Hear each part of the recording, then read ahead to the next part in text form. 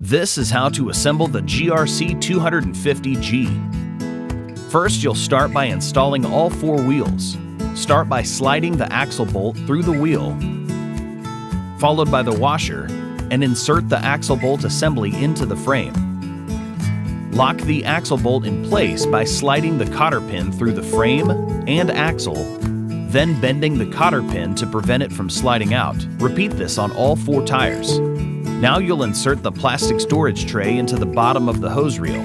On the underside of the tray, flip the locking levers into place to secure the tray. Now slide the hose reel handle into the top of the hose reel base.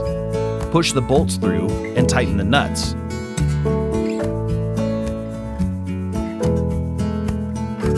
Next, slide the handle bolt through the handle sleeve and bolt the handle to the lever.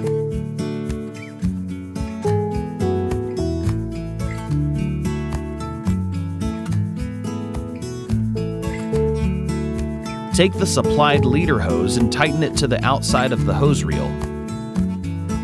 Lastly, attach your garden hose to the inside of the hose reel and install the hose clamp.